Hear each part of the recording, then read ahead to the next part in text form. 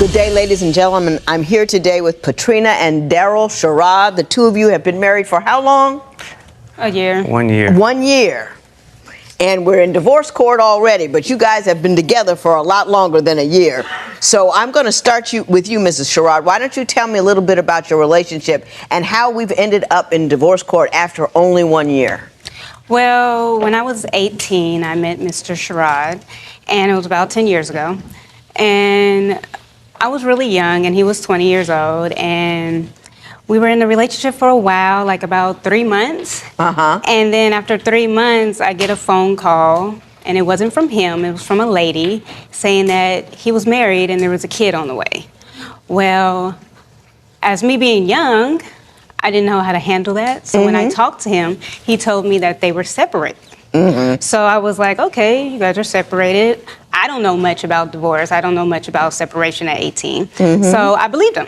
So we went on with our relationship. Well, we had a lot of ups, downs, going around with the last 10 years, him going back and forth between me and other women. And then finally we broke up completely. And we got back together about 3 or 4 years ago, and we haven't been away from each other since then.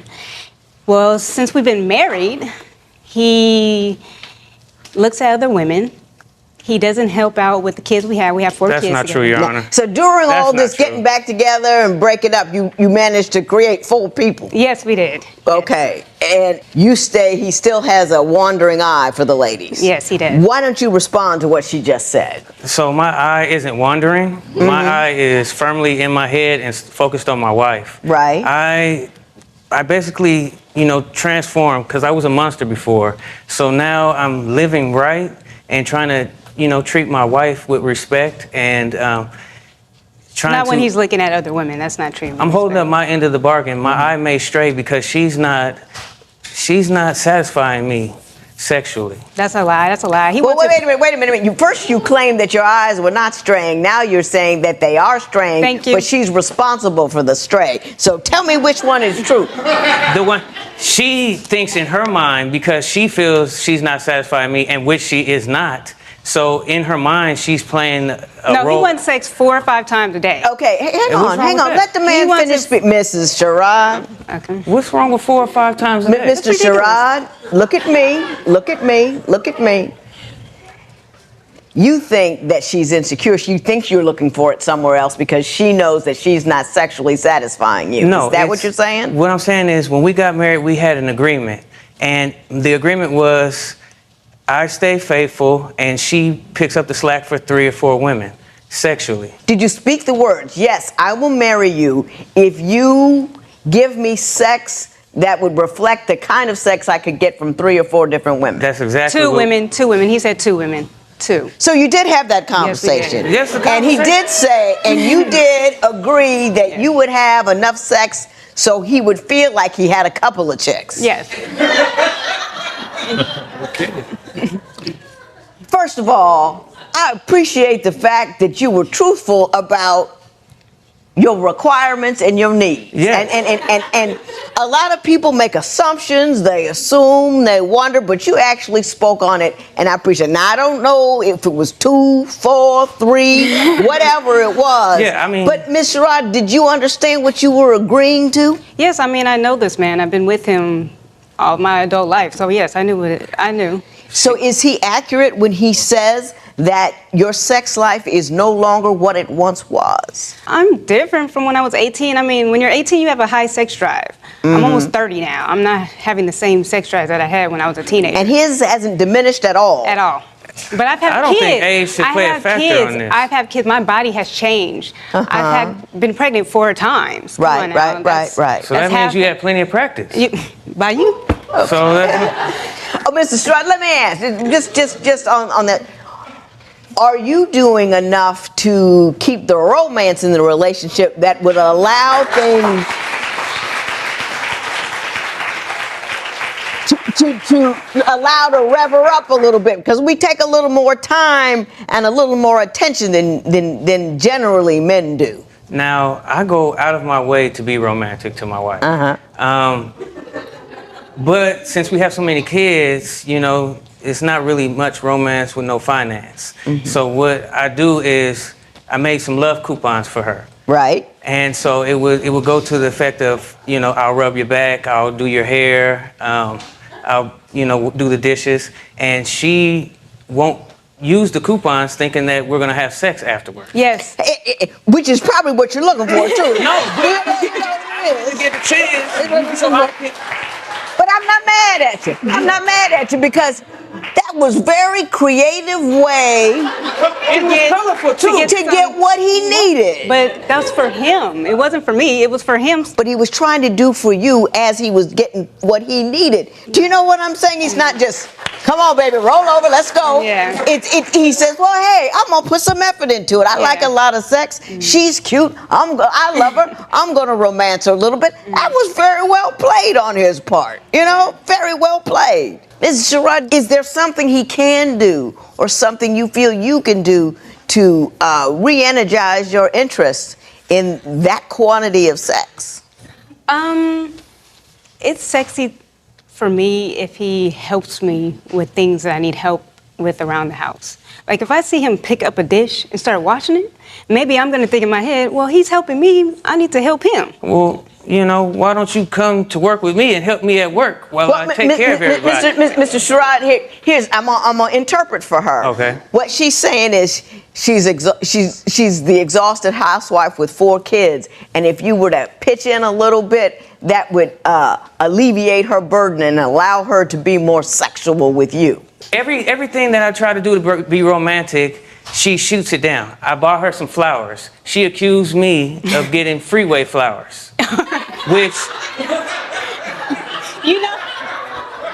they were freeway flowers. Did you accuse the man of getting freeway flowers? He did because he they sell them right off the road. I when you come understand. in. Okay, so he. But he got 'em bothered to do it. You're right. You're right. You're right. And it doesn't matter if it was off the fold 5. It was.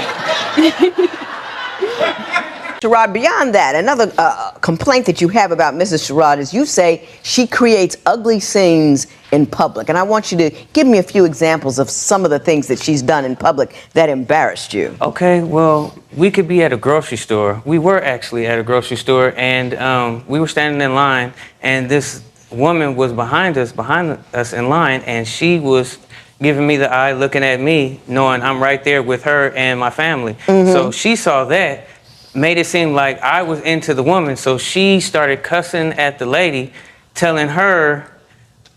just cussing her out, making her feel bad about herself, and then telling her that I'm nothing. I'm basically, I don't have a job, I don't have a car, and She was telling the other woman that? she was telling the other woman, and then if you want him, go ahead and have him. Because he ain't worth anything. Yeah.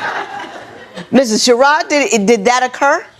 Not exactly how he said it. Well, why don't you tell me how it happened? Well, he looks at other women and he stares at them and he makes sure they can see his eyes looking at him so they can make eye contact. That's not true. Hang on, Mr. Sherrod. Go She ahead. was behind us, and he was behind me too. So I don't know if he was making eye contact then. That's why I got angry and I started going off on her. I mean, it wasn't right to go off on her, but that's what my feelings were at the time. I was just mad. So I went off on her. Yes, I did say all that stuff and say that she needs to, if he wants her or she wants him, they can go together. But Your I Honor, was upset. this isn't just one incident. Hang on. This is 2 incidents. We're at the DMV, and this lady is looking at us. Oh, I sure did. Hang on, what happened? What happened at the This lady DMV? is looking at us, looking at me, and I caught her looking at me. She was just staring, so I was taking pictures of her staring at me to show my wife, like, look, I'm not even doing anything. This is her staring at me. So she yells across the DMV at the lady, telling her how ugly she was. She saw me and my family there, Right. and she moved away from her man, sat next to us, and started licking her lips and looking at him up and down. And I went off on her. I mean, you're not supposed Okay, to but this disrespect is in me the like that. DMV. No. So- Mrs. Sherrod, let me say this. You don't have to worry about trusting anybody but him. The other people, there are fools everywhere.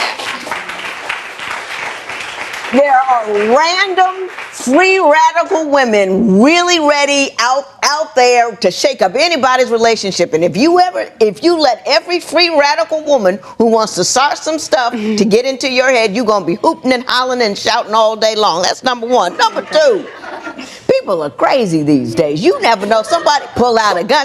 You know She what one of happened? them. She got shot. You know what I mean? Because you don't know who she is, and Exactly. you don't know the nature of her crazy. And her crazy may come at you in a lethal form. Well, if so it's my not time to go- worth it. if it's my you got time to 4 go. kids. You're right. You're right. It's not worth it. To me, and this is just to me, he's coming off as a guy who knew who he was, knew what he was doing, and when he decided to stop, he stopped. Yes. Do you have any reason to believe that that isn't true? No.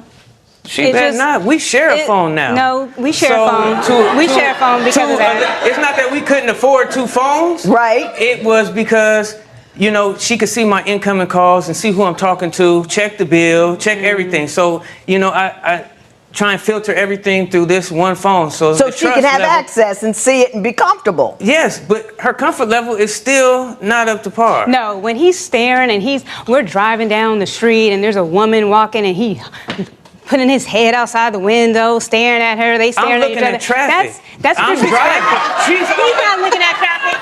He's not looking at traffic like that. He's not looking at traffic. I know my husband. He's not looking at traffic. They making eye contact. That's disrespectful. Mr. Rudd, let me ask you this. Let me ask you this. What if I was doing that? What if I Is maybe I'm different than most women, I don't know, but is a peak that awful? I mean, if he just happened, No. if he just, A you peak know, isn't- it's like, you know, Morris Chestnut walked through here. I'm right there. Not me. I'm gonna look. No. I'm gonna look. I'm not going nowhere. Morris don't want me. I don't want him. I got a guy. That's Morris Chestnut. These are just average women that he's hollering at. We're forgetting about while she's in the hospital, how I have to take care of everything as well. The kids, my job, making sure she's okay. No one, and I mean no one, is impressed. If you would like your case to be heard on divorce court, call us toll-free at 1-877-311-2222 or log on to our website at divorcecourt.com. Follow us on Facebook and Instagram at Divorce Court. Ms. Sherrod, you said at critical times he has not been the husband that he needs to be, and you shared a story with me about your C-section. So why don't you tell me what failures that he displayed at that critical point in your life? This was my 3rd baby, and I have all C-sections, and you're usually in the hospital for 3 or 4 days. Right. But I wanted to go home the next day, and since I was walking around fine, they said it was okay. So they released me, and I'm thinking I'm going to go home and relax, and he's going to help me out and around the house. I get home, and there's dishes, there's clothes everywhere, and I still had to cook. So me cooking, being basically split in half, and I make the meal for the family, and he complains saying that it's not cooked all the way. Yeah, Because I was in she pain. did a terrible job on the dinner. And Let me ask you this. It was just a couple of days after she had a C-section, right? yes, but Can't you cut a person some slack? the hospital told her she was okay to go home. So if she wasn't okay to come home and go back to doing No, okay to come home and doing back handsprings, 2 different things. Just because you can get out of the hospital doesn't mean you're 100%. And you should have, not only is it a matter of whether or not she was 100%, she just went through a very difficult thing. That's surgery, that's labor, that's a whole lot of stuff. And you should have been like, wow, baby, you just brought my child into the world. You went through a lot to do it. I don't even want you cooking right now, because it was easy. You did It was that a grand lasagna. thing for me. It was a lasagna that you put into the oven. It wasn't Mr. nothing Sherrod, major. Mr. Sherrod, I think you're a nicer guy than that. But we're forgetting about while she's in the hospital, how I have to take care of everything as well. The kids, my job, making sure she's okay.